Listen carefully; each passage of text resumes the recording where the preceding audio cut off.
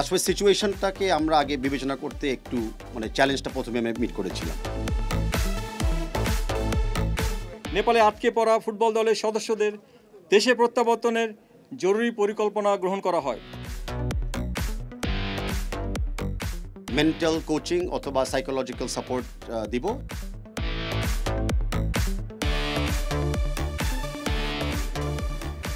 পড়ে আছে camera, microphone, উৎকণ্ঠায় সংবাদকর্মীরা।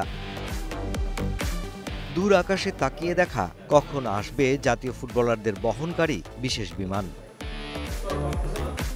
অবশেষে বিকেল 4:45 নাগাদ ঢাকার পশ্চিম আকাশে দেখা মেলে বাংলাদেশ বিমান বাহিনীর C-130B ফ্লাইটের। হযরত শাহজালাল আন্তর্জাতিক বিমানবন্দরের রানওয়ে পেরিয়ে বিমান বাহিনীর একে খন্দকার ঘাঁটিতে যেন পৌঁছে যায় এক রাশ প্রশান্তি। বিমান থেকে একে একে বেরিয়ে আসেন জামাল, তপু, সোহেলরা, আসেন টিম অফিসিয়াল আর নেপালে আটকে পড়া সাংবাদিকরাও। বাফুফে কর্তাদের উষ্ণ অভিবাদনে যেন হারিয়ে যাওয়া অমূল্য রতন ফিরে পাবার আনন্দ। ফুটবলারদের এই ফটো সেশনটা নিশ্চয়ই মনে থাকবে সবার, এবং এই ফুটবলাররা যে ট্রমার মধ্য দিয়েছিলেন গত কয়েকটা দিন, সেই ট্রমাও কাটিয়ে উঠবে, আবারও ফিরবেন মাঠে। দেশের মাটিতে ফেরার পর তাদের যে আনন্দ, তাদের যে উচ্ছ্বাস, এই উচ্ছ্বাস নিশ্চয়ই ফুটবলারদের আরও উজ্জীবিত করবে। নেপালে সরকার পতন আন্দোলনের ভয়ঙ্কর রূপ খুব কাছ থেকেই দেখেছেন ফুটবলাররা। ভয় আর উৎকণ্ঠা নিয়ে কাঠমান্ডুর হোটেলে কেটেছে 72 ঘন্টারও বেশি সময়। শহর জুড়ে যখন জ্বালাও পোড়াও, ভাঙচুর আর গুলি, তখন ফুটবলারদের দেশে ফিরিয়ে আনতে সব ধরনের চেষ্টা চালায় বাফুফে। এরকম একটা সময় সবচেয়ে ইম্পর্ট্যান্ট টাস্ক অ্যান্ড চ্যালেঞ্জটা হলো আসল তথ্য এবং ফেক তথ্যকে সেপারেট করা। আমরা বাংলাদেশে বসে অনেক কিছুই শুনতেছিলাম, কেউ হোয়াটসঅ্যাপে পাঠাচ্ছে, কেউ ফেসবুকে পোস্ট করতেছে, কেউ ফোনে বলছে। তো আসলে সিচুয়েশনটাকে আমরা আগে বিবেচনা করতে একটু চ্যালেঞ্জটা প্রথমে আমি মিট করেছিলাম।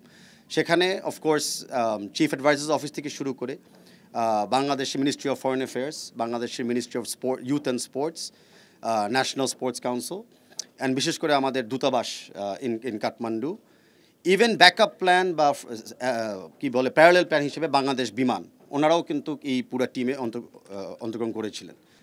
অ্যাট দ্য সেম টাইম সার্বক্ষণিকভাবে আমাদের চিফ অ্যাডভাইজারের সাথে আমাদের বাংলাদেশের chief of army staff general Waker এবং আমাদের বাংলাদেশের চিফ অফ এয়ারফোর্স, ওনারাও কিন্তু ডাইরেক্ট রেসপন্সিবিলিটি নিয়ে মনিটরিং করতেছিল এবং আমাদেরকে অনেক গাইডেন্সও দিচ্ছিল। বাট গড উইলিং, আল্লাহ শুকর, আমরা সবাই এই মিশনটা সাকসেসফুল করে এসেছি। আর সেই আহ্বানে সাড়া দেয় সশস্ত্র বাহিনী। শুরু হয় ফুটবলার আর সাংবাদিকদের উদ্ধার মিশন, যেখানে যুক্ত ছিল যুব ও ক্রীড়া মন্ত্রণালয় এবং কাঠমান্ডুতে অবস্থিত বাংলাদেশ হাইকমিশন। বাংলাদেশ জাতীয় ফুটবল দলের সদস্যবৃন্দ ও ক্রীড়া সাংবাদিকদের নিরাপত্তার স্বার্থে তাদেরকে জরুরি ভিত্তিতে স্বদেশ প্রত্যাবর্তনের জন্য বাংলাদেশ ফুটবল ফেডারেশন কর্তৃক যুব ও ক্রীড়া মন্ত্রণালয়ের মাধ্যমে সশস্ত্র বাহিনী বিভাগকে অনুরোধ জানানো হয়। উক্ত অনুরোধের প্রেক্ষিতে এবং মাননীয় প্রধান উপদেষ্টার নির্দেশক্রমে বাংলাদেশ বিমান বাহিনীর একটি পরিবহন বিমানের মাধ্যমে নেপালে আটকে পড়া ফুটবল দলের সদস্যদের দেশে প্রত্যাবর্তনের জরুরি পরিকল্পনা গ্রহণ করা হয়।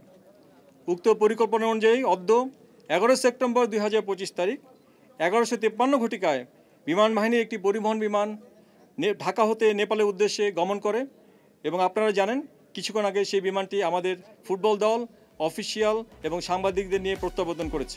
নেপালের সেই শ্বাসরুদ্ধকর পরিস্থিতি মোকাবেলা করা সহজ কোনো বিষয় ছিল না। এমন ঘটনা প্রভাব ফেলতে পারে ফুটবলারদের মানসিক স্বাস্থ্যের ওপর। 9 ও 14 অক্টোবর হংকংয়ের বিপক্ষে এশিয়ান কাপ বাছাইয়ের 2টি ম্যাচ জামাল, তপুদের সামনে। তবে কি ফুটবলারদের মনস্তাত্ত্বিক কাউন্সেলিং জরুরি হবে? কি বলছেন বাফুফে বস?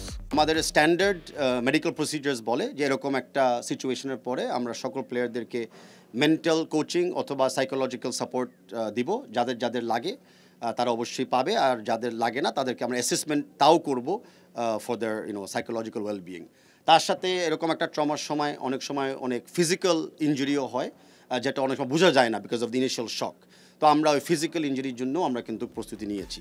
নেপালে ভয়াবহ পরিস্থিতির মাঝেও বাংলাদেশ দল সংকট মোকাবেলা করেছে সাহসিকতার সাথেই। তবে এখন থেকে যে কোনো সফরের আগে ফুটবলারদের নিরাপত্তার স্বার্থে সার্বিক পরিস্থিতি বিবেচনায় রাখার ভাবনা থাকছে বাফুফের।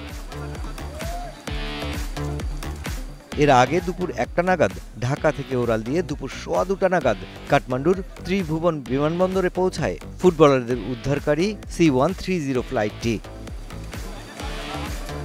Mushfiqur Rahman, star news, Dhaka.